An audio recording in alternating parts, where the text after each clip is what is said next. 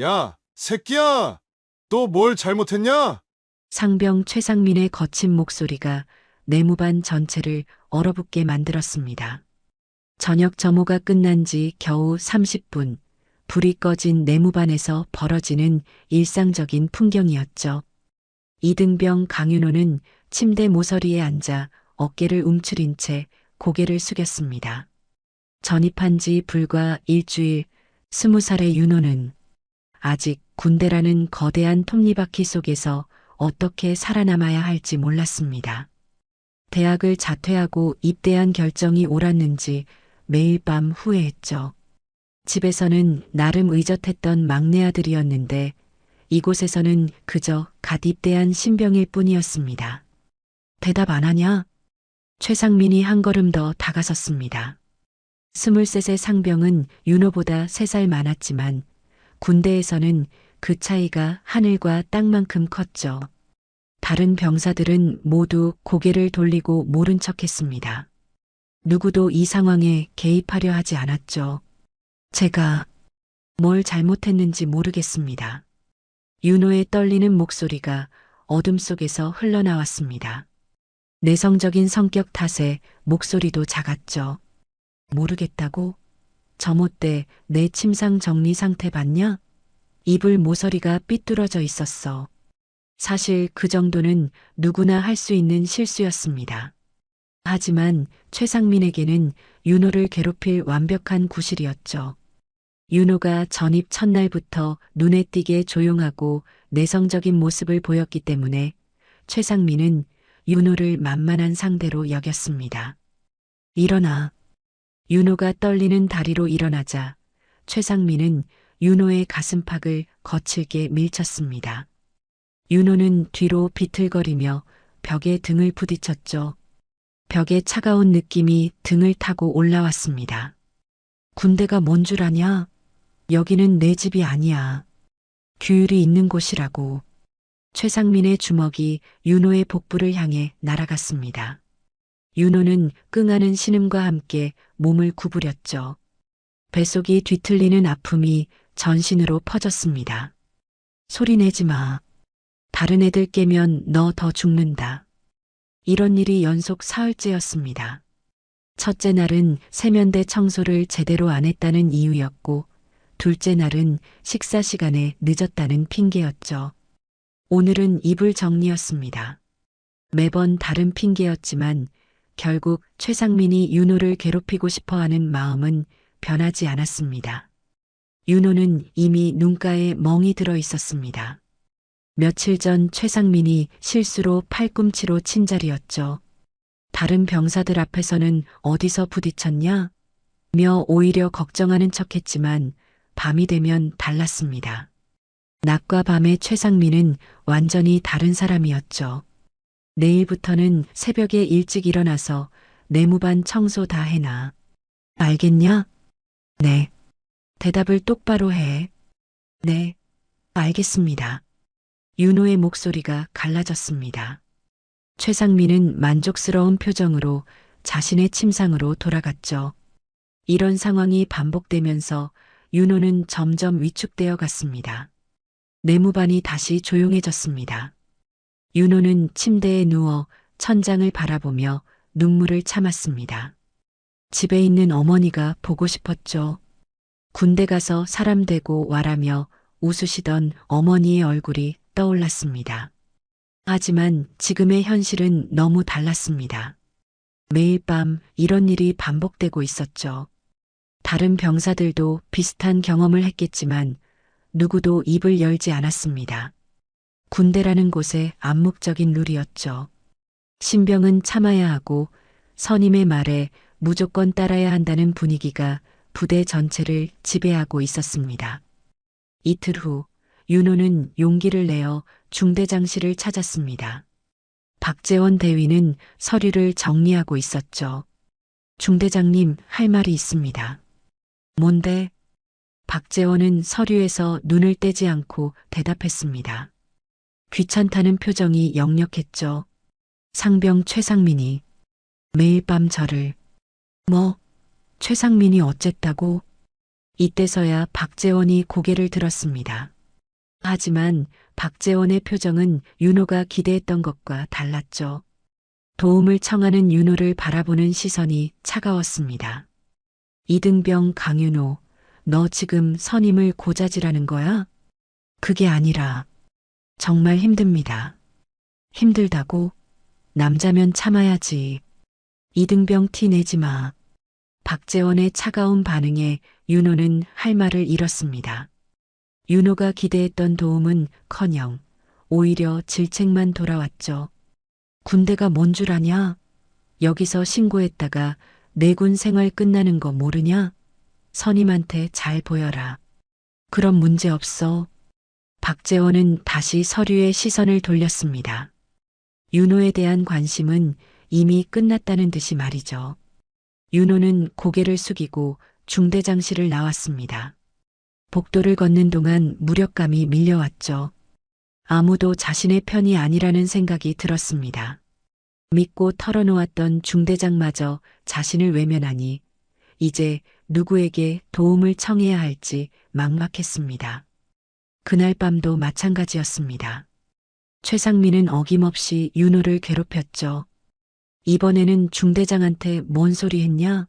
며 더욱 거세게 몰아붙였습니다. 아무 말 안 했습니다. 거짓말하지 마. 중대장님이 다 얘기하셨어. 윤호는 배신감을 느꼈습니다. 믿고 털어놓은 중대장이 오히려 자신을 팔아넘긴 것이었죠. 박재원은 최상민에게 윤호가 신고했다는 사실을 그대로 전했던 것입니다. 앞으로 이런 짓 한 번 더 하면 진짜 가만 안 둔다. 최상민의 협박은 계속되었습니다. 윤호는 더 이상 누구에게도 도움을 청할 수 없다는 절망감에 빠졌죠. 군대라는 조직 안에서 자신은 완전히 고립된 존재였습니다. 며칠이 더 지났습니다. 윤호의 상태는 점점 악화되었습니다. 식사도 제대로 못하고 밤에는 잠도 이루지 못했죠. 다른 병사들도 눈치를 채고 있었지만 누구도 나서지 않았습니다. 자신들도 언제 타깃이 될지 모른다는 두려움 때문이었죠. 윤호는 매일 밤 휴대폰으로 집에 있는 어머니와 통화했습니다. 하지만 어머니에게는 절대 힘든 내색을 하지 않았죠. 잘 지내고 있어요. 걱정하지 마세요라고 말하면서도 속으로는 무너져가고 있었습니다. 첫 번째 일요일 외출날이 다가왔습니다. 윤호에게는 그나마 숨을 쉴 수 있는 시간이었죠. 부대 밖 세상으로 나가는 것만으로도 위안이 되었습니다. 하지만 동시에 부대로 돌아가야 한다는 현실이 두려웠습니다. 일요일 아침 8시 윤호는 다른 병사들보다 일찍 기상했습니다. 외출 준비를 하면서도 마음 한편으로는 무거웠죠. 자유로운 시간이 주어진다는 기쁨보다는 저녁에 다시 돌아와야 한다는 부담감이 더 컸습니다. 부대 정문을 나서는 순간 윤호는 마치 감옥에서 풀려난 기분이었습니다. 아침 9시 따뜻한 햇살이 윤호의 어깨를 감쌌죠. 군복을 입은 채로 걷는 길이었지만 그 어떤 사복보다 자유로웠습니다. 부대 안에서 느꼈던 답답함과 압박감이 서서히 사라져갔죠. 윤호는 목적지도 없이 걷기 시작했습니다. 친구들에게 연락할 엄두도 나지 않았죠.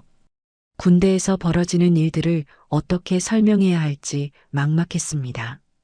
잘 지내고 있다고 거짓말하기도 지쳤고 진실을 말하기에는 너무 부끄러웠습니다. 부대 근처 국도변 버스 정류장에 도착했을 때 윤호는 한참을 그 자리에 서 있었습니다. 어디로 가야 할지 막막했죠. 집은 너무 멀었고 혼자 시간을 보낼 만한 곳도 마땅치 않았습니다. 정류장 벤치에 앉아 지나가는 사람들을 멍하니 바라보았습니다. 평범한 일상을 사는 사람들이 부러웠죠. 회사원처럼 보이는 남자가 여유롭게 신문을 읽고 있었고 아이 손을 잡고 걷는 젊은 엄마는 행복해 보였습니다. 지팡이를 짚고 천천히 걸어가는 할아버지의 모습에서도 평화로움이 느껴졌죠. 그냥 타령할까? 갑자기 그런 생각이 머릿속을 스쳤습니다. 어차피 부대에 돌아가면 또 최상민의 괴롭힘이 기다리고 있었죠. 중대장도 믿을 수 없었고 다른 병사들도 외면하고 있었습니다. 이런 상황이 앞으로 1년 넘게 계속될 거라는 생각에 숨이 막혔습니다. 윤호는 주머니에서 휴대폰을 꺼내 어머니의 번호를 찾았습니다. 하지만 통화 버튼을 누르지는 못했죠. 어머니에게 뭐라고 설명해야 할지 몰랐습니다. 아들이 군대에서 맡고 있다고? 그것도 매일 밤? 어머니가 얼마나 충격받을지 뻔했습니다. 그리고 어머니가 부대에 전화라도 한다면 상황은 더욱 악화될 것이었죠. 최상민은 분명 그런 일 없다고 잡아댈 것이고 윤호는 거짓말쟁이로 몰릴 게 뻔했습니다. 시간이 흘렀습니다. 정오가 되자 더 많은 사람들이 길거리로 나왔습니다. 가족들과 함께 점심을 먹으러 가는 사람들, 연인끼리 손을 잡고 걷는 커플들까지 모든 사람들이 행복해 보였죠. 윤호는 벤치에서 일어나 근처 편의점으로 향했습니다. 삼각김밥 하나와 우유 한 팩을 사서 다시 정류장으로 돌아왔죠. 식욕이 없어서 몇 입 먹다가 그만두었습니다. 부대에서의 일들이 자꾸만 떠올랐거든요. 그때였습니다. 윤호의 시야에 이상한 움직임이 포착되었죠. 산비탈 위쪽에서 내려오는 대형 트럭 한 대가 보였습니다. 처음에는 평범한 화물차라고 생각했지만 뭔가 이상했죠. 속도가 너무 빨랐습니다. 내리막길이라고는 하지만 시가지를 지나는 트럭치고는 위험할 정도로 빨랐습니다. 윤호는 자리에서 일어났습니다. 뭔가 잘못되었다는 직감이 들었죠. 어릴 때부터 관찰력이 뛰어났던 윤호는 작은 변화에도 민감하게 반응하는 편이었습니다. 트럭은 커브길을 돌면서 비틀거리고 있었습니다. 브레이크를 밟는 것 같은데도 속도가 줄어들지 않았죠. 오히려 점점 더 빨라지고 있었습니다. 트럭 뒤편에서 하얀 연기가 피어오르는 것도 보였습니다. 윤호는 트럭이 향하는 방향을 따라 시선을 옮겼습니다. 바로 앞쪽에 작은 다리가 있었습니다. 그 다리 위에서는 도로 보수 작업이 진행되고 있었죠. 몇 명의 작업자들이 아스팔트를 고르고 있었습니다. 그리고 다리 한복판에는 휴대폰 통화를 하고 있는 중년 여성이 서 있었습니다. 50대 초반으로 보이는 여성은 운동복 입고 운동을 하고 있는 것처럼 보였죠. 문제는 중년 여성이 트럭 쪽을 등지고 있어서 위험한 상황을 전혀 모르고 있다는 것이었습니다. 트럭과 여성 사이의 거리는 점점 줄어들고 있었죠. 윤호의 심장이 빠르게 뛰기 시작했습니다. 이런 상황에서는 누군가 나서야 했지만 주변 사람들은 아무도 눈치채지 못하고 있었습니다. 모두들 각자의 일상에 빠져 있었죠. 저 트럭, 윤호가 소리쳤습니다. 하지만 주변 사람들은 윤호를 쳐다보기만 했습니다. 갑자기 소리를 지르는 군인을 이상하게 바라보는 시선들이었죠. 브레이크 고장났어요. 저 트럭 브레이크 고장났다고요. 윤호는 더 크게 소리쳤지만 사람들은 어리둥절한 표정만 지을 뿐이었습니다. 누군가는 저 군인 뭐야? 라고 수군거렸죠. 또 다른 사람은 아까부터 혼잣말하더라며 고개를 저었습니다. 트럭은 계속 내리막길을 내려오고 있었습니다. 이제 다리까지 불과 200m 정도 남았습니다. 작업자들도 통화 중인 여성도 여전히 위험을 모르고 있었죠. 윤호는 다리 쪽으로 뛰어갔습니다. 비켜요. 다들 비켜요. 하지만 사람들은 오히려 윤호를 이상하게 바라봤습니다. 미친 군인 아냐? 왜 저래? 작업자들 중 일부는 윤호의 외침을 듣고 고개를 들었습니다. 하지만 여전히 상황을 파악하지 못했죠. 트럭 소리는 들렸지만 그것이 위험한 상황이라고는 생각하지 못했습니다. 통화 중인 중년 여성은 더욱 집중하고 있었습니다. 중요한 통화인 것 같았죠. 윤호의 소리를 잡음 정도로 여기고 있었습니다. 저기요, 아주머니. 윤호가 중년 여성을 향해 뛰어가며 소리쳤습니다. 하지만 여성은 통화에 집중한 채 손짓으로 윤호를 물리쳤죠. 귀찮다는 표정이 역력했습니다. 트럭은 이제 100m도 안 남았습니다. 운전자도 급하게 경적을 울리고 있었지만 브레이크는 작동하지 않았습니다. 트럭 바퀴에서 하얀 연기가 더욱 짙게 피어오르고 있었죠. 순간 윤호는 깨달았습니다. 말로는 안 된다는 것을 말이죠. 이 상황에서는 직접 행동해야 했습니다. 윤호는 더 이상 망설일 수 없었습니다. 트럭과 중년 여성 사이의 거리가 급격히 줄어들고 있었죠. 이제 50m도 채 남지 않았습니다. 안 돼요. 윤호가 전력으로 달려가서 통화 중인 여성을 향해 몸을 던졌습니다. 중년 여성의 어깨를 거칠게 잡아 다리밖 보도 쪽으로 밀쳐냈죠. 여성은 휴대폰을 떨어뜨리며 비틀거렸습니다. 당신 뭐 하는 거야? 미쳤어. 여성이 분노에 찬 목소리로 소리쳤습니다. 중요한 통화가 끊어진 것에 대한 화가 치밀어 올랐죠. 운동복 바지가 찢어지고 무릎에 상처가 났지만 여성은 그보다 윤호의 행동에 더 분개했습니다. 바로 그 순간이었습니다. 꽝꽝. 엄청난 충돌음이 울려 퍼졌습니다. 브레이크가 고장난 트럭이 그대로 다리 위 인도 난간을 들이받았죠. 콘크리트 난간이 부서지며 파편들이 사방으로 튀었습니다. 트럭은 관성에 의해 다리 난간을 완전히 부수고 일부분이 다리 아래로 기울어졌습니다. 철퍼덕. 무거운 트럭 앞부분이 다리 아래 개천으로 떨어져 내렸죠. 도로 작업을 하던 인부들이 필사적으로 뛰쳐나왔습니다. 아스팔트 작업 도구들이 사방으로 흩어지며 아수라장이 되었죠. 도망가, 빨리. 작업자들의 다급한 외침이 현장을 가득 메웠습니다. 다리 일부는 트럭의 무게를 견디지 못하고 붕괴되기 시작했습니다. 윤호가 중년 여성을 밀어낸 바로 그 자리가 트럭에 완전히 박살났죠. 만약 여성이 그 자리에 그대로 서 있었다면 트럭에 치이거나 무너지는 다리와 함께 떨어졌을 것입니다. 현장은 순식간에 혼란에 빠졌습니다. 지나가던 시민들이 비명을 지르며 뛰어나왔고 먼지와 파편이 공중에 날렸죠. 트럭에서는 기름이 새어나와 바닥에 퍼졌습니다. 윤호는 그 자리에 멈춰서서 숨을 헐떡였습니다. 심장이 터질 듯이 뛰고 있었죠. 방금 전까지 평범했던 일상이 순식간에 아수라장으로 변한 것입니다. 밀려난 중년 여성은 땅에 주저앉아 상황을 파악하려 했습니다. 윤호가 자신을 밀어낸 바로 그 자리에서 엄청난 사고가 벌어진 것을 보고서야 상황을 이해하기 시작했죠. 여성의 얼굴이 창백해졌습니다. 저게. 여성은 말을 잇지 못했습니다. 자신이 서 있던 자리가 완전히 박살나 있었거든요. 트럭의 거대한 앞부분이 바로 그 위치를 덮치고 있었습니다. 주변 사람들도 서서히 상황을 파악하기 시작했습니다.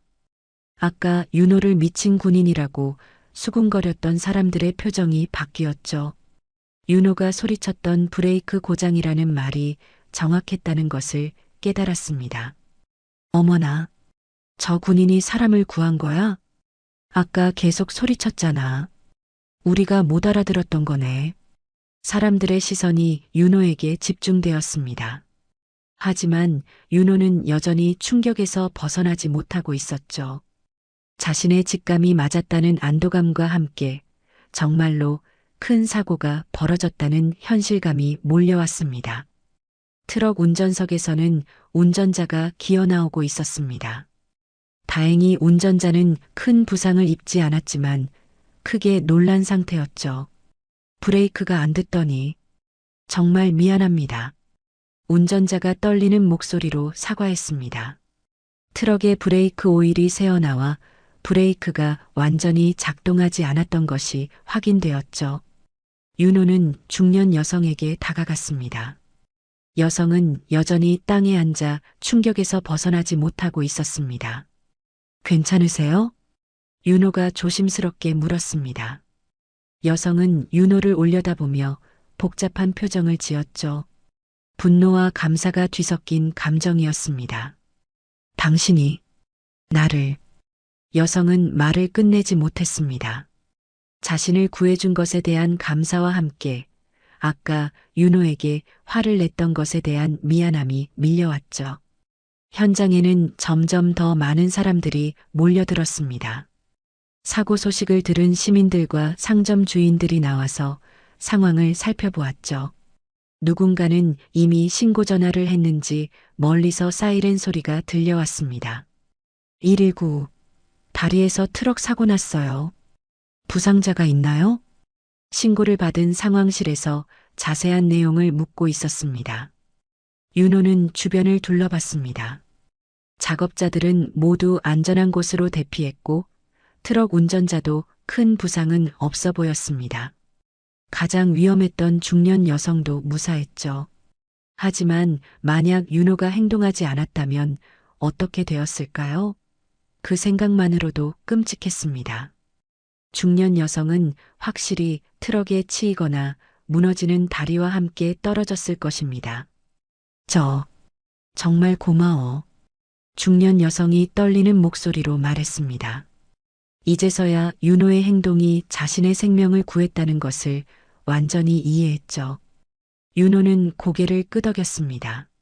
말로 표현하기 어려운 복잡한 감정이 들었습니다. 군대에서는 매일 괴롭힘을 당하며 무력감을 느꼈지만 이 순간만큼은 자신의 행동이 누군가의 생명을 구했다는 뿌듯함을 느꼈죠. 멀리서 경찰차와 소방차 사이렌 소리가 점점 가까워지고 있었습니다. 곧 현장의 공식적인 조사가 시작될 것 같았죠. 윤호는 긴장하기 시작했습니다. 자신이 민간인을 밀쳤다는 사실 때문에 문제가 될 수도 있겠다는 생각이 들었거든요. 실제로 윤호의 걱정은 현실이 되었습니다. 몇 분 후 도착한 경찰관들은 사고 상황을 파악하면서 윤호에게도 관심을 보였죠. 군인분이시네요. 혹시 이 여성분을 밀쳤다고 하는데 경찰관이 조심스럽게 물었습니다. 주변 목격자들의 증언을 통해 윤호가 여성을 밀어낸 것을 확인했던 것입니다. 윤호는 상황을 설명해야 했습니다. 자신의 행동이 정당했다는 것을 증명해야 했죠. 하지만 과연 사람들이 믿어줄까요? 트럭이 브레이크 고장이 나서 그분이 위험해 보여서 밀어낸 겁니다. 윤호가 떨리는 목소리로 설명했습니다. 경찰관은 회의적인 표정을 지었죠. 군인이 민간인을 밀쳤다는 것은 분명 문제가 될 수 있는 상황이었습니다. 그런데 어떻게 트럭 브레이크가 고장 난 걸 미리 알 수 있었죠? 경찰관의 질문에 윤호는 답변하기 어려웠습니다. 직감이라고 말하기에는 너무 추상적이었고 구체적인 근거를 제시하기도 힘들었죠. 트럭이 너무 빨리 내려오고 비틀거리는 게 이상해서 일단 조사가 필요할 것 같습니다. 경찰관이 수첩을 꺼내며 말했습니다. 상황이 복잡해지고 있었죠. 바로 그때 구조된 중년 여성이 일어나 경찰관에게 다가갔습니다. 여성의 운동복은 먼지투성이었고 무릎에는 상처가 나 있었지만 표정은 확고했습니다. 경찰관님, 이 병사가 저를 구해준 겁니다. 여성이 단호한 목소리로 말했습니다. 하지만 폭행 신고가 폭행이 아닙니다. 저를 살려준 거예요. 여성은 자신의 가방에서 신분증을 꺼냈습니다. 경찰관이 신분증을 확인하는 순간 표정이 급변했죠. 이건 경찰관의 얼굴이 당황스러운 표정으로 바뀌었습니다. 신분증을 다시 한번 자세히 들여다보더니 여성을 쳐다봤죠. 곧이어 소방차와 함께 군용 지프차도 현장에 도착했습니다. 헌병들이 내리면서 현장은 더욱 복잡해졌죠. 군인이 연루된 사고라는 소식을 듣고 출동한 것이었습니다. 이등병 강윤호, 헌병 중 한 명이 윤호를 불렀습니다. 윤호는 긴장한 채로 대답했죠. 네, 상황 보고해. 윤호는 처음부터 차근차근 설명했습니다. 트럭의 이상한 움직임을 발견한 것부터 사람들에게 경고했지만 무시당한 것, 그리고 마지막에 여성을 밀어낸 이유까지 말이죠. 헌병들은 주변 목격자들에게도 상황을 확인했습니다. 처음에는 윤호를 이상하게 봤던 사람들도 이제는 윤호의 행동이 옳았다고 증언했습니다. 맞아요. 그 군인이 계속 소리쳤어요. 우리가 못 알아들었던 거죠. 정류장에 있던 할머니 김옥자가 나서서 말했습니다. 75세의 김옥자는 처음에 윤호를 이상한 군인이라고 생각했지만 이제는 완전히 달라진 시각으로 바라보고 있었죠. 저 군인분이 아니었으면 큰일 날 뻔했어요. 다른 목격자들도 하나둘 윤호를 옹호하기 시작했습니다. 한편 트럭에 대한 조사도 진행되었습니다. 소방관들이 트럭을 점검한 결과 브레이크 오일이 완전히 누출되어 있었다는 것이 확인되었죠. 브레이크 오일이 전부 빠져 있네요. 이 상태로는 브레이크가 전혀 작동할 수 없었을 겁니다. 소방관의 확인으로 윤호의 판단이 정확했다는 것이 증명되었습니다. 그런데 이상한 일이 벌어졌습니다. 경찰관들과 헌병들이 구조된 중년 여성 주변에서 웅성거리기 시작한 것이죠. 뭔가 중요한 발견을 한 것 같았습니다. 사단장님, 괜찮으십니까? 갑자기 한 헌병이 중년 여성에게 경례를 하며 다가갔습니다. 주변에 있던 모든 사람들이 깜짝 놀랐죠. 사단장, 윤호도 믿을 수 없다는 표정으로 중년 여성을 바라봤습니다. 자신이 구한 사람이 사단장이라니 상상도 못했던 일이었죠. 윤세정 소장님이신가요? 경찰관이 조심스럽게 물었습니다. 여성이 고개를 끄덕였죠. 네, 맞습니다. 8사단 사단장 투스타 윤세정 소장. 육군에서 유일한 여성 장성이었습니다. 52세의 윤세정은 현장 경험이 풍부하고 강한 정의감으로 유명했죠. 윤호는 머리가 하얘졌습니다. 자신이 사단장을 밀어넘긴 것이었습니다. 아무리 생명을 구하기 위한 행동이었다고 해도 하급자가 고급 간부를 밀쳤다는 것은 큰 문제가 될 수 있었죠. 윤세정은 윤호를 유심히 바라봤습니다. 윤호의 눈밑 멍자국과 움츠린 어깨, 그리고 두려운 눈빛을 놓치지 않았죠. 오랜 군 경험으로 단련된 직감이 작동하고 있었습니다. 이등병, 윤세정이 윤호를 불렀습니다. 윤호는 자세를 바로 하고 대답했죠. 이름이 뭐냐? 이등병 강윤호입니다. 소속은 8사단 7연대입니다. 윤세정의 표정이 미묘하게 변했습니다.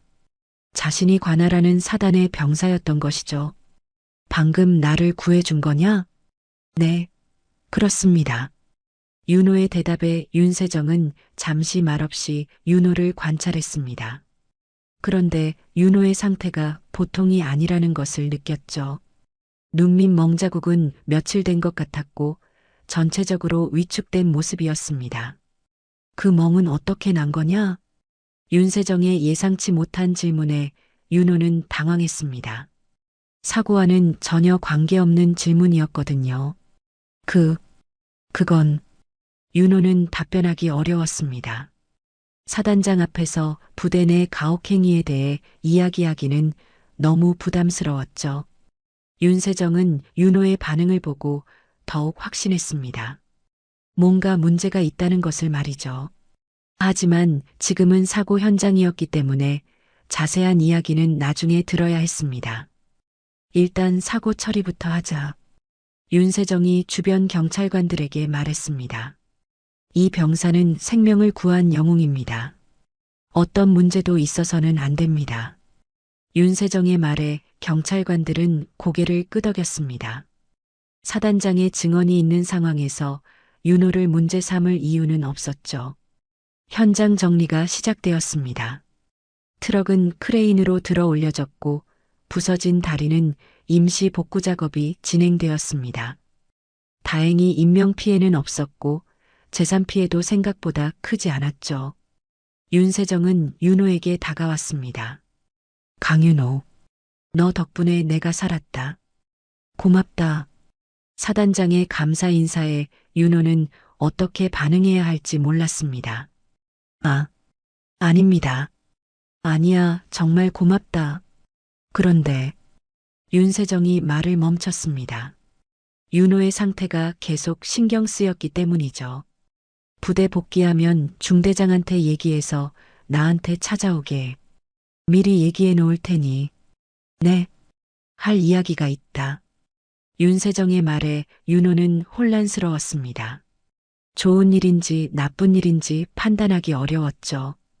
다음 날 월요일 아침 윤호는 평소보다 일찍 일어났습니다.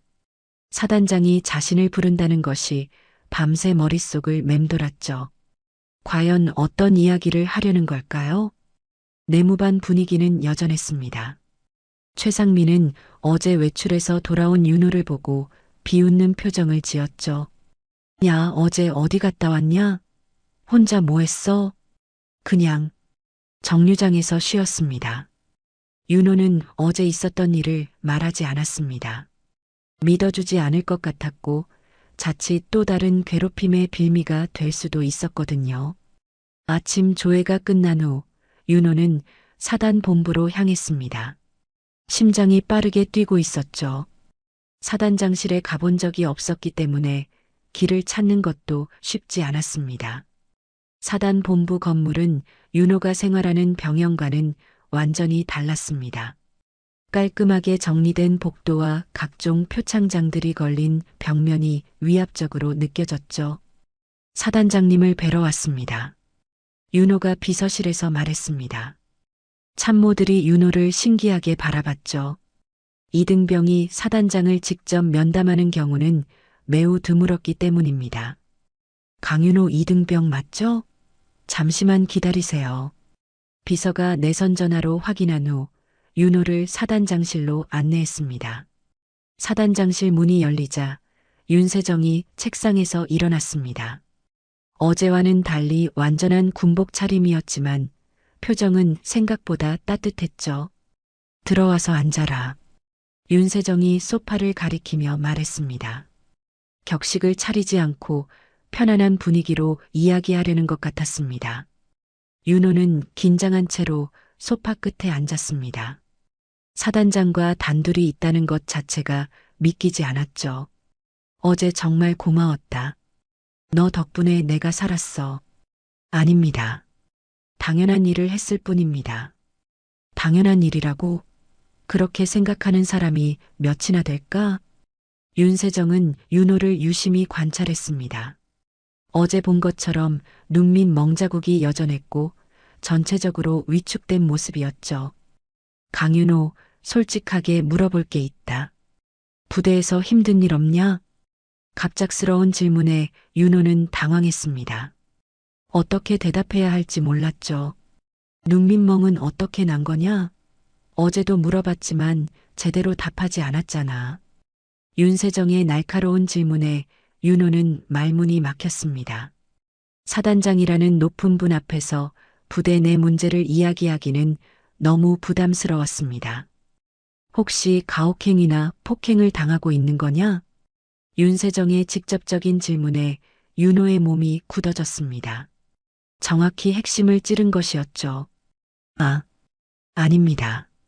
윤호는 부정했지만 목소리가 떨리고 있었습니다. 윤세정은 오랜 군 경험으로 이런 상황을 여러 번 봐왔기 때문에 윤호의 반응이 거짓말이라는 것을 알 수 있었죠. 강윤호, 나는 내가 어제 내 생명을 구해줬다. 그런데 너를 구할 수는 없겠냐?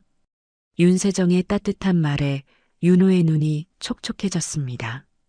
그동안 누구에게도 털어놓지 못했던 고민이 터져 나올 것 같았죠. 사단장님, 편하게 말해라. 여기서 나눈 이야기는 비밀로 하겠다. 윤세정의 격려에 윤호는 용기를 냈습니다. 윤호는 떨리는 목소리로 그동안 당했던 일들을 이야기하기 시작했습니다. 폭행, 언어폭력, 얼차려 등 모든 것을 털어놓았죠. 윤세정의 표정이 점점 굳어졌습니다. 자신이 관할하는 부대에서 이런 일이 벌어지고 있다는 것이 충격적이었죠. 중대장에게는 신고하지 않았냐? 했지만 오히려 제가 혼났습니다. 그리고 중대장님이 최상민에게 제가 신고했다는 걸 말씀하셔서 뭐라고? 윤세정의 목소리가 차갑게 변했습니다. 중대장의 부적절한 대응이 상황을 더욱 악화시켰다는 것을 알았기 때문이죠. 혹시 증거가 있냐? 녹음이나 사진 같은 거? 네, 있습니다. 윤호는 조심스럽게 휴대폰을 꺼냈습니다. 몰래 녹음해둔 파일들이 여러 개 있었죠. 윤세정은 녹음 파일을 들어봤습니다. 최상민의 폭언과 폭행 소리가 생생하게 담겨 있었습니다. 이런, 윤세정의 얼굴이 일그러졌습니다. 자신의 부대에서 이런 일이 벌어지고 있었다는 것이 믿기지 않았죠. 강윤호, 이 문제를 해결해 보겠다. 하지만 조사가 필요할 거야. 사단장님, 저는 괜찮습니다. 이러다 더 찍히는 거 아닐까요? 윤호의 걱정에 윤세정이 고개를 저었습니다. 아니야. 오히려 이런 일이 계속되면 더 큰 문제가 될 거야. 그리고 너 같은 병사를 보호하는 게 내 의무기도 하고. 윤세정은 내선 전화를 들었습니다. 헌병대 장도연 소령 좀 불러줘. 급한 일이야. 전화를 끊은 후 윤세정은 윤호를 바라봤습니다. 강윤호, 너는 어제 시민들과 나를 구했어. 이제는 내가 너를 구할 차례야. 잠시 후 헌병대 장도연 소령이 사단장실에 들어왔습니다. 38살의 장도연은 원칙주의자로 유명한 수사관이었죠. 사단장님 부르셨습니까? 앉아라. 중요한 조사를 맡겨야겠어. 윤세정은 장도연에게 상황을 설명했습니다. 윤호가 당한 가혹행위와 중대장의 부적절한 대응까지 모든 것을 말했죠. 장도연의 표정이 진지해졌습니다. 증거 자료가 있습니까? 응, 녹음 파일이 있어. 윤세정이 윤호를 가리켰습니다. 윤호는 장도연에게 휴대폰을 건네줬죠. 장도연은 녹음 파일을 들어본 후 고개를 끄덕였습니다. 충분한 증거가 될 것 같습니다. 정식 조사를 진행하겠습니다. 그런데 조사 과정에서 강윤호가 불이익을 받지 않도록 각별히 신경 써줘. 네, 알겠습니다. 장도연은 윤호를 바라봤습니다. 강윤호 이등병, 용기 있는 신고였습니다. 진실을 밝혀내겠습니다. 윤호는 이제야 조금 안도감을 느꼈습니다. 드디어 누군가가 자신의 편이 되어 주었다는 생각이 들었죠. 그런데 사단장님, 조사하다 보면 다른 피해자들도 나올 수 있습니다. 장도연의 말에 윤세정이 고개를 끄덕였습니다. 그럴 가능성이 높지. 아마 강윤호만의 문제가 아닐 거야. 조사는 그날부터 시작되었습니다. 장도연은 신중하게 접근하여 다른 병사들에게도 증언을 받기 시작했죠. 장도연 소령의 조사는 신속하고 체계적으로 진행되었습니다. 먼저 윤호가 제출한 녹음 파일들을 정밀 분석했죠. 총 7개의 파일에는 최상민의 폭언과 폭행 소리가 생생하게 담겨 있었습니다. 야, 새끼야. 또 뭘 잘못했냐? 군대가 뭔 줄 아냐? 여기는 내 집이 아니야. 녹음 파일에서 흘러나오는 최상민의 목소리는 명확했습니다. 구타 소리와 윤호의 신음소리까지 모두 기록되어 있었죠. 장도연은 다음 단계로 내무반 CCTV 자료를 확보했습니다.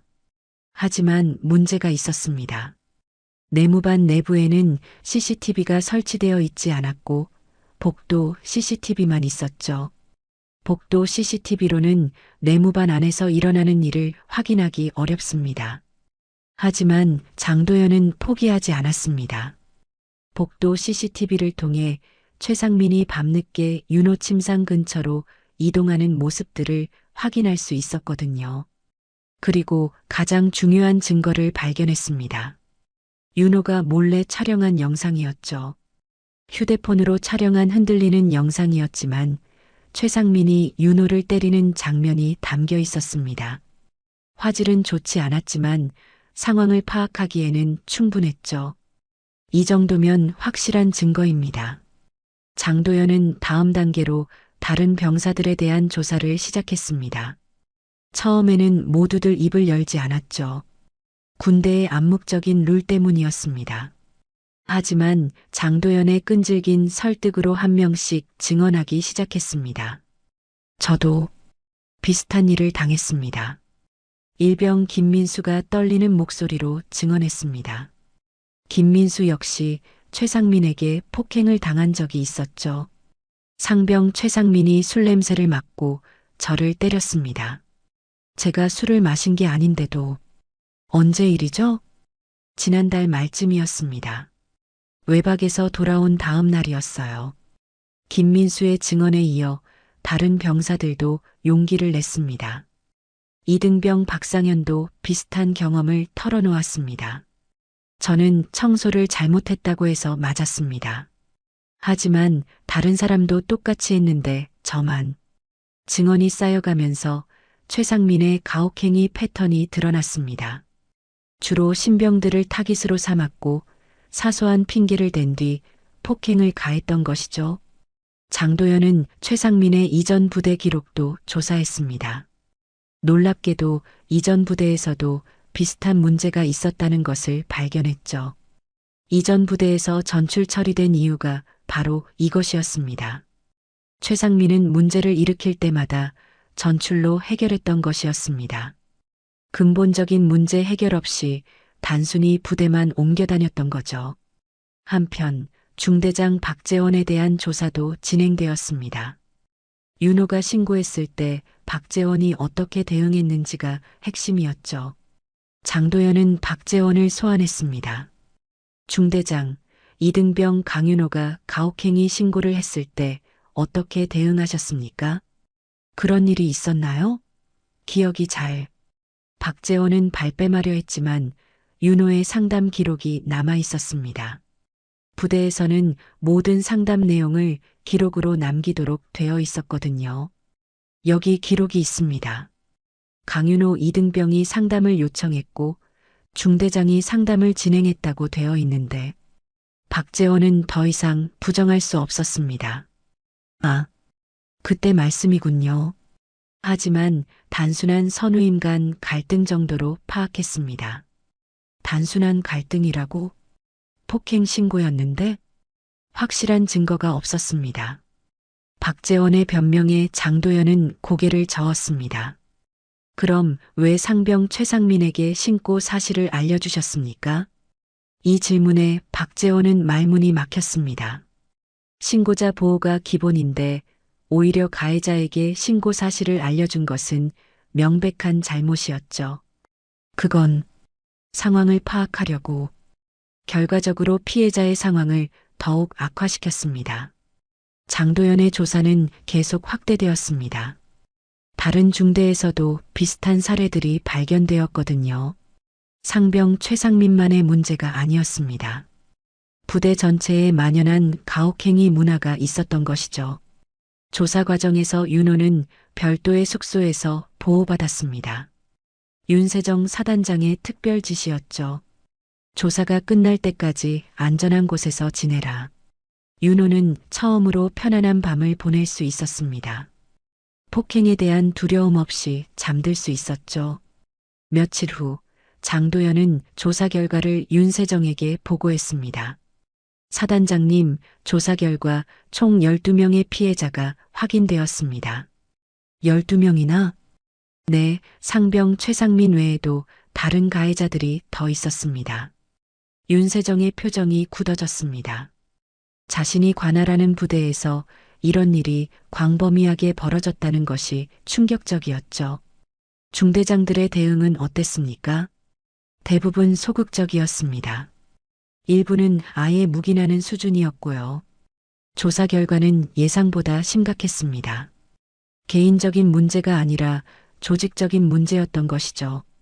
윤세정은 즉시 대책 마련에 들어갔습니다. 전 부대에 특별 감찰을 실시하겠습니다. 그리고 가해자들은 모두 처벌하고요. 하지만 문제가 있었습니다.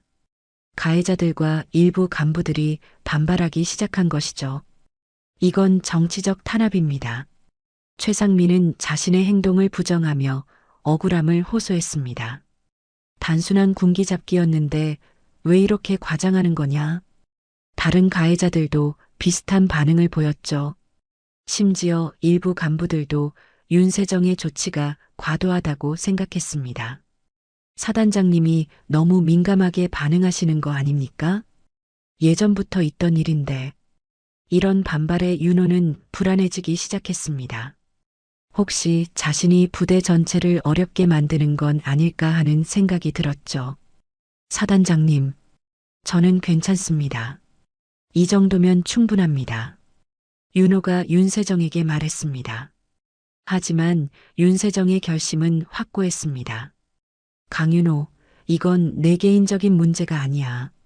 군 전체의 문제야. 윤세정은 윤호를 바라보며 진심 어린 목소리로 말했습니다. 너 같은 병사가 있어서 내가 이 자리에 있는 거야. 윤세정의 특별감찰 명령이 떨어지자 부대 전체가 술렁이기 시작했습니다. 가해자들과 일부 간부들의 반발이 거세졌죠. 이건 명백한 과잉 대응입니다. 중대장 박재원이 대대장에게 항의했습니다. 한 이등병의 일방적인 주장만 듣고 이렇게 큰 조치를 취하는 게 맞습니까? 하지만 대대장도 윤세정의 지시를 거스를 수는 없었습니다. 사단장의 명령은 절대적이었거든요. 상병 최상민은 더욱 적극적으로 저항했습니다. 동료들을 설득해서 집단 반발을 조직하려 했죠. 이건 정말 억울한 일이야. 우리가 뭘 잘못했다고? 그냥 군기 잡는 건데 왜 이렇게 난리야? 최상민은 자신의 행동을 정당화하려 했습니다. 하지만 녹음 파일과 영상 증거 앞에서는 변명이 통하지 않았죠. 한편 윤호는 점점 위축되어 갔습니다.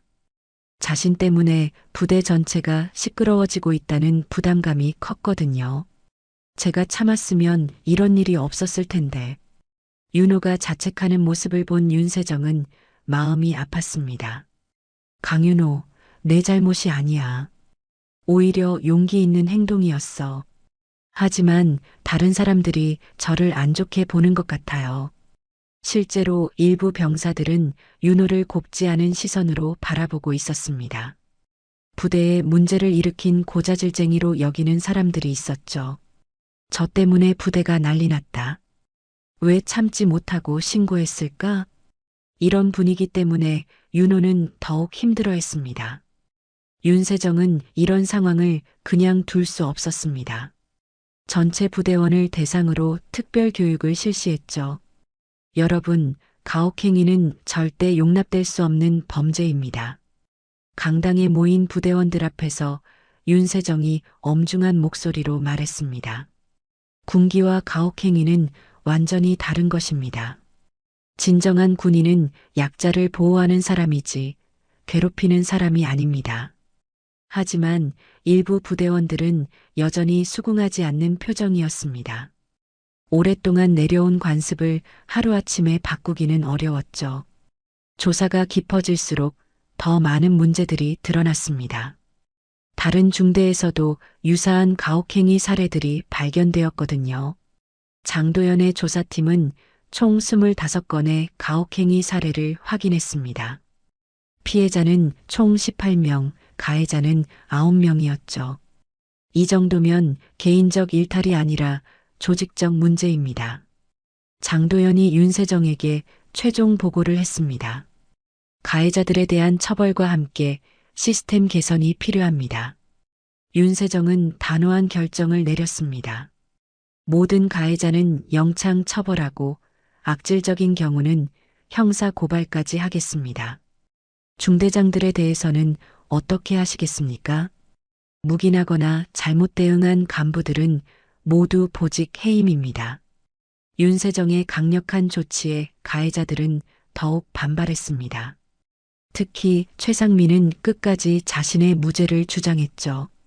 저는 잘못한 게 없습니다. 단순한 선후임 관계 정리였습니다. 하지만 증거는 명확했습니다. 녹음 파일, 영상, 그리고 여러 피해자들의 일치하는 증언까지.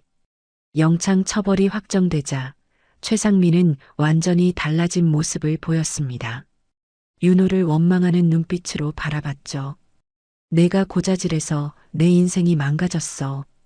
하지만 이미 늦었습니다. 증거가 명확한 상황에서 변명의 여지는 없었거든요. 중대장 박재원도 보직 해임 조치를 받았습니다. 신고를 제대로 처리하지 않고 오히려 피해자를 더욱 어렵게 만든 책임을 져야 했죠. 이건 너무 과한 처벌 아닙니까? 박재원이 항의했지만 소용없었습니다. 지휘관으로서 부하의 안전을 보호하지 못한 책임은 무거웠거든요.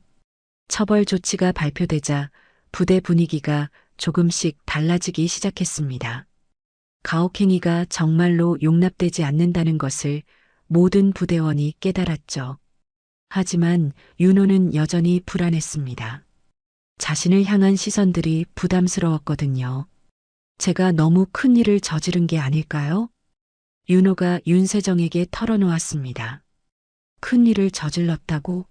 오히려 큰 일을 해낸 거야. 윤세정은 윤호를 따뜻하게 바라봤습니다. 너 덕분에 부대가 바뀔 수 있게 되었어. 그리고 다른 피해자들도 구해진 거야.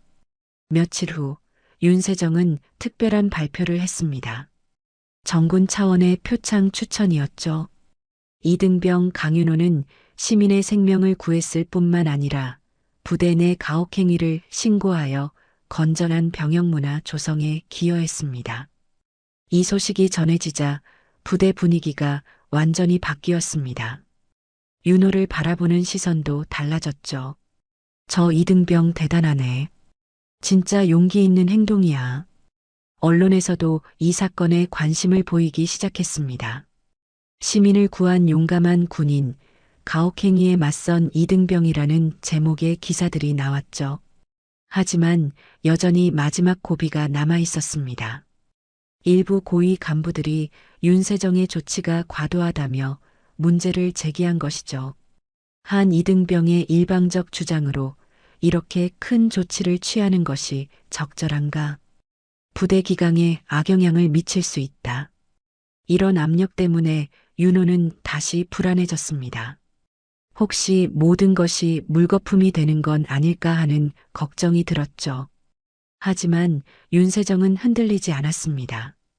강윤호, 너 때문에 내가 살았다는 거 기억하지? 이번에는 내가 너를 지킬 차례야. 끝까지 책임지겠어. 윤세정의 확고한 의지에 윤호는 조금씩 안정을 찾았습니다.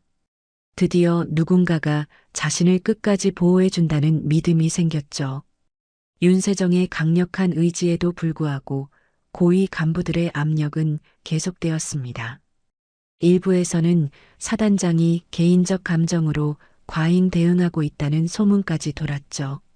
하지만 결정적인 순간이 찾아왔습니다. 국방부에서 이 사건에 대한 공식 검토에 들어간 것이었습니다. 8사단 가혹행위 사건 특별조사. 국방부 특별조사팀이 파견되었고 모든 증거와 조치 과정이 재검토되었습니다. 윤호는 다시 한번 긴장할 수밖에 없었죠. 조사 결과는 놀라웠습니다. 국방부는 오히려 윤세정의 조치를 높이 평가했습니다. 적절하고 신속한 대응이었습니다. 이런 사례가 정군의 모범이 되어야 합니다. 국방부 조사팀장의 공식 발표에 모든 반발은 잠잠해졌습니다. 오히려 윤세정의 리더십이 정군의 주목을 받게 되었죠. 그리고 마침내 공식적인 포상 절차가 시작되었습니다. 윤호는 사단장실로 다시 호출되었습니다. 이번에는 특별한 손님들이 함께 있었죠. 강윤호, 이등병, 들어오세요. 사단장실에는 윤세정뿐만 아니라 국방부 관계자들과 언론 관계자들이 있었습니다. 그리고 한쪽에는 윤호가 구했던 버스 정류장의 할머니 김옥자도 앉아 있었죠. 강윤호, 이등병, 정군 모범병사 표창과 국민영웅상을 수여합니다. 국방부 차관이 직접 나와서 윤호에게 상장과 메달을 걸어주었습니다. 그 순간 윤호의 눈에서 눈물이 흘러내렸죠. 불과 몇 주 전까지만 해도 매일 밤 폭행에 시달리며 타령을 생각했던 자신이 이제는 국민 영웅이 되어 있었습니다. 강윤호, 이등병은 시민의 생명을 구했을 뿐만 아니라 용기 있는 신고로 군 기강을 바로 세우는 데 기여했습니다. 차관의 치사 후 윤세정이 윤호에게 다가왔습니다. 강윤호, 자랑스럽다. 윤세정이 직접 윤호의 모자를 바로 씌워주며 거수 경례를 했습니다. 사단장이 이등병에게 먼저 경례하는 이례적인 장면이었죠. 윤호도 눈물을 흘리며 답례했습니다. 할머니 김옥자가 윤호에게 다가왔습니다. 군인님, 그때는 정말 미안했어요. 김옥자는 사고, 당일 윤호를 오해했던 것을 깊이 사과했습니다. 당신이 우리를 다 살려주셨구나. 정말 고마워요. 김옥자가 윤호를 꼭 껴안으며 눈물을 흘렸습니다. 그 모습을 본 모든 사람들이 감동했죠. 포상식이 끝난 후 언론 인터뷰가 있었습니다. 이등병님, 그때 상황에서 어떻게 그런 용기를 낼 수 있었나요? 기자의 질문에 윤호는 잠시 생각했습니다. 옳다고 생각하는 일을 해야 한다고 생각했습니다. 비록 힘든 상황이었지만 누군가는 나서야 했으니까요. 군대에서 겪은 어려움에 대해서도 신고하셨는데 두렵지 않으셨나요? 많이 두려웠습니다. 하지만 사단장님께서 용기를 주셨고 옳은 일이라고 생각했습니다. 윤호의 진솔한 답변에 모든 사람들이 감동했습니다. 한편 가해자들에 대한 처벌도 확정되었습니다. 상병 최상민은 영창 31과 함께 형사고발되어 군사법원에서 재판을 받게 되었습니다. 중대장 박재원은 보직해임과 함께 징계 처분을 받았죠. 다른 가혹행위 가해자들도 각자의 죄의 정도에 따라 처벌받았습니다. 부대 전체에는 대대적인 개혁 조치가 시행되었고 가혹행위 신고 시스템도 새롭게 구축되었죠. 몇 달 후 윤호는 모범병사로서 특별 휴가를 받았습니다. 오랜만에 집에 돌아간 윤호를 어머니가 반겼죠. 우리 아들이 이렇게 훌륭한 일을 했구나. 어머니는 뉴스에서 윤호의 이야기를 보고 얼마나 자랑스러웠는지 모른다고 했습니다. 힘들었을 텐데 잘 견뎌줘서 고마워. 어머니의 따뜻한 말에 윤호는 그동안의 모든 고생이 보상받는 기분이었습니다. 부대로 돌아온 윤호를 맞는 분위기는 완전히 달라져 있었습니다. 모든 병사들이 윤호를 존경하는 눈빛으로 바라봤죠. 윤호야, 정말 대단하다. 덕분에 부대가 많이 좋아졌어. 이제는 아무도 윤호를 괴롭히지 않았습니다. 오히려 후배들이 고민이 있을 때 윤호에게 상담을 요청하곤 했죠. 새로 부임한 중대장도 윤호를 특별히 신경 썼습니다. 강윤호, 이등병, 앞으로도 부대 발전에 도움이 되는 건의사항이 있으면 언제든 말하세요. 부대 전체의 문화가 바뀌었습니다. 가혹행위는 완전히 사라졌고 건전한 선임 관계가 자리 잡았죠. 1년 후 윤호는 모범 상병으로 진급했습니다. 진급식에는 윤세정 사단장이 직접 참석했죠. 강윤호, 내가 보여준 용기가 이 부대를 바꿨어. 사단장님 덕분입니다. 아니야, 내 용기 덕분이야. 앞으로도 그 마음가짐 잃지 마라. 윤호는 이제 진정한 군인이 무엇인지 알게 되었습니다. 계급이나 힘으로 약자를 억압하는 것이 아니라 정의롭고 용기 있는 행동으로 다른 사람을 보호하는 것이 진정한 군인의 모습이라는 것을 말이죠. 저녁을 앞둔 어느 날, 윤호는 다시 그 버스 정류장을 찾았습니다. 완전히 복구된 다리 위에서 그날을 떠올려 봤죠. 만약 그때 용기를 내지 않았다면? 만약 사단장에게 진실을 말하지 않았다면? 윤호는 자신의 선택이 옳았다는 것을 확신했습니다. 정류장에서 만난 할머니 김옥자가 윤호를 알아보고 다가왔습니다. 어머, 그때 그 군인님 잘 지내셨어요? 네, 할머니 덕분에 잘 지냈습니다. 그때 정말 미안했어요. 우리 모두 당신 덕분에 살았는데 괜찮습니다. 당연한 일을 했을 뿐이에요. 윤호는 미소를 지으며 당당히 군복을 입은 채 걸어갔습니다. 이제는 자신의 선택에 대해 후회가 없었죠. 그날 밤 유호는 일기에 썼습니다. 오늘 그 정류장에 다시 갔다. 그때 내가 내린 선택이 옳았다는 것을 다시 한번 확인했다. 때로는 용기를 내어 옳은 일을 하는 것이 두렵고 힘들 수 있지만 그런 선택들이 모여서 세상을 조금씩 바꿔나간다는 것을 배웠다. 앞으로도 그런 사람이 되고 싶다. 윤호의 이야기는 이렇게 끝이 났지만 그가 보여준 용기는 많은 사람들에게 감동과 교훈을 남겼습니다. 작은 이등병의 용기 있는 행동이 한 사람의 생명을 구하고 부조리한 조직을 바꾸며 진정한 군인의 모습을 보여준 것이죠.